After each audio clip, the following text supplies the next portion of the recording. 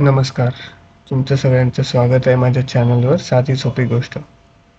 तर आज एक महत्त्वाची IMDने न्यूज दिली आहे, जसे फोरकास्ट केलं आहे, की जर बघायला गेलं तर आपल्याकडे फेबमध्ये तसा कंपॅरेटिव्हली कमी पाऊस पडला आहे.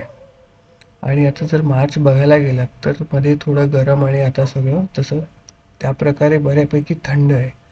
अतिशय थंड नाही, पण कंपॅरेटिव्हली थंड आहे. तर एक एप्रिलचं फोरकास्ट केलं आहे IMDने. ही महत्त्वाची आज फायनान्शियल एक्सप्रेसमधली एक न्यूज आहे, ती आपण बघूया. तर त्याच्यात ती काय सांगते, इकडे जी खाली न्यूज आहे तर ते सांगतायत की जेवढं एप्रिलमध्ये रेनफॉल एक्सपेक्टेड आहे आत्तापर्यंतचा, त्याच्या अबोव नॉर्मल म्हणजे 112% एवढा पाऊस इकडे पडण्याची यावेळेला चान्सेस आहेत. तर जर आपण भाग बघितले तर महत्त्वाचे बघायला गेले, फोरकास्ट जे केलेलं आहे त्याच्यात अजून 2 गोष्टी त्यांनी सांगितल्यात की हीटवेव्ह देखील येऊ शकते. जी कंपॅरेटिव्हली हीटवेव्हचे डेज आपण बघायला गेलं तर त्यांनी सांगितलं की जसं पहिले मॅक्सिमम 5 ते 6 हीटवेव्हज यायच्या, तर आता ह्या वेळेला 8 ते 9 देखील येऊ शकतात. सो असं 50-50 आहे प्रेडिक्शन की हे पण होईल आणि ते पण होईल. तर जर आपण हे मॅपवर बघायला गेलं तर हा जो भाग आहे अख्खा, ओके, ही जी वेस्ट साईड आहे इकडे आपली, त्याच्यात जे त्यांनी पावसाचं दिलं आहे ते 112% नॉर्मलच्या होऊ शकतो. हे एप्रिलचं आहे, नक्की लक्षात ठेवा. याच्याशी आपल्या मान्सून 2026चं जे प्रेडिक्शन आहे ते त्यांनी सांगितले की अल्निनो सेकंड हाफ ऑफ मान्सून वगैरे येईल, असं ते तेव्हाच आहे. ओके, सो आता आपण बघूया की एप्रिलमध्ये काय होण्याचे चान्सेस आहे. तर त्यांनी सांगितले की हे जे नॉर्थ ईस्ट भाग आहे आपला भारताचा, 7 सिस्टर्स, इकडे त्या जेवढा एक्सपेक्ट आहे त्याच्यापेक्षा थोडा कमी पाऊस होईल. हे जर सोडलं तर heat waves, okay, heat waves जे आहे ते या भागात ओरिसा, तेलंगणा, झारखंड या भागात त्याचं प्रमाण जास्त असू शकतं, असं IMD, Indian meteorological department, okay, यांनी प्रेडिक्ट केलेलं आहे. तर आता आपण बघूया पुढे आता याच्यात काय होतं. अजून एक गोष्ट अशी झाली आहे की फेबमध्ये जेवढा वेस्टर्न डिस्टर्बन्समुळे जो पण पाऊस पडतो तो ह्या वर्षी थोडा कमी झालाय, जो की तो आपल्या जे रबी पिकं आहेत त्यांच्यासाठी तो पाऊस महत्त्वाचा मानला जातो, आणि फेबमधला. तर तो ह्यावेळेला झाला नाही आहे. तर आता बघू या एप्रिलच्या पावसामुळे काय होऊ शकतं. एक प्रकार जो किंवा एक परिणाम जो होऊ शकतो की महाराष्ट्रात जे आपलं महत्त्वाचं एक फळ आहे आंबा, त्याच्यावर काही प्रकारचा परिणाम होऊ शकतो. त्याचं प्रोडक्शन कदाचित कमी होऊ शकतं. आणि सध्या आता आखाती देशात जे युद्ध चालू आहे त्याच्यामुळे त्याचं एक्सपोर्टसाठी डिमांड देखील कमी असू शकते.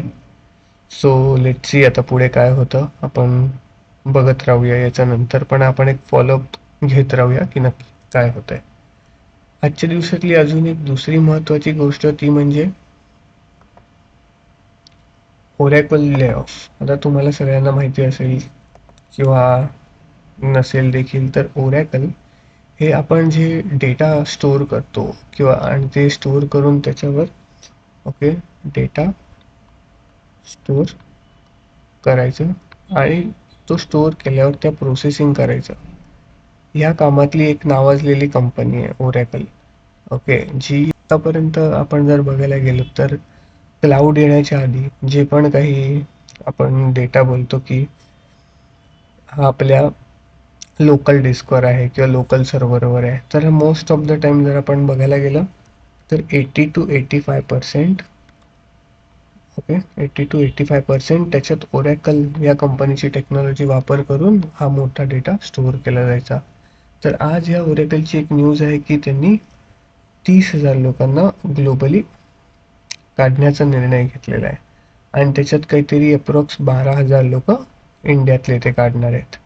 ओके, आता हे असं अजिबात नाही आहे की कंपनीचा रेव्हेन्यू किंवा प्रॉफिट खाली चाललाय वगैरे, असं काही नाही. तो तर बघायला गेलं तर अतिशय चांगल्या पद्धतीने वर चाललाय.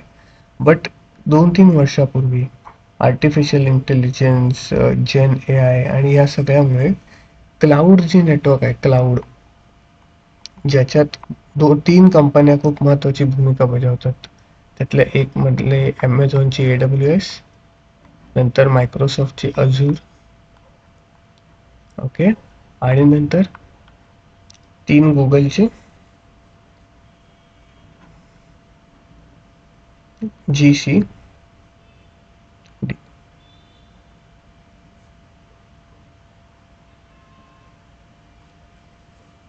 तर ह्या ज्या 3 कंपनी आहेत, ही आहे ॲमेझॉनची, ओके, ही आहे मायक्रोसॉफ्टची, आणि ही गुगल क्लाउड आहे ती गुगलची. तर ह्या तिन्ही, हे जे तिन्ही प्लॅटफॉर्म आहेत जे क्लाउडला सपोर्ट करतात, हे अतिशय जायंट कंपनीज आहेत. तर ह्याच्यात जो आपला AWS, Azure, गुगल क्लाउड हा जो डेटा आहे, हा क्लाउड स्टोरेज आहे, ज्या की याचा अर्थ आहे की तो तुमच्या लोकल डिस्कमध्ये वगैरे कुठे असा सेव्ह केला जात नाही. तर त्याचे मोठे मोठे डेटा सेंटर असतात की जे प्रोसेसिंगसाठी तुम्हाला हवी तेवढी मेमरी, स्टोअर करण्यासाठी हवी तेवढी मेमरी, अशा सगळ्या गोष्टी ते तुम्हाला ऑन रिक्वेस्ट, जसं आपण भाड्याने ज्या गोष्टी आपण काही दिवसासाठी किंवा काही महिन्यांसाठी किंवा काही वर्षांसाठी विकत घेतो, तर त्या पद्धतीची सर्व्हिस ह्या 3 कंपनी पुरवतात. तर आता ओरॅकल जे आहे ते ह्या ह्याच्यात कुठेच आघाडीवर नाही आहे. ह्या 3 कंपन्यांचं मजबूत यांच्यात कॉम्पिटिशन आहे. तर आता ओरॅकलने देखील ओपन AI सोबत एक पार्टनरशिप केलेली आहे, आणि त्या पार्टनरशिपच्या अंतर्गत त्यांच्यात आता त्यांना जे जेन AI साठी जे पण प्रोसेसिंग वगैरे लागणार आहे, तर त्यात ते जे आहे इकडे लिहिलं आहे तसं, की त्यांना जे इन्फ्रास्ट्रक्चर आहे त्याच्यात ही सगळी इन्व्हेस्टमेंट करायची आहे, आणि त्यामुळे त्याची ऑपरेशनल कॉस्ट, जी month on month recurring cost आहे, तो कमी करण्यावर त्यांचा आता भर आहे. तर ह्या 2 होत्या आजच्या महत्त्वाच्या गोष्टी, बातम्या. तुम्हाला या 2 कशा वाटल्या त्या नक्की सांगा. यापुढे देखील आपण काही महत्त्वाच्या न्यूजचा अभ्यास करत राहू. हा व्हिडिओ आवडला असेल तर नक्की लाईक करा, शेअर करा, सबस्क्राईब करा. थँक्यू.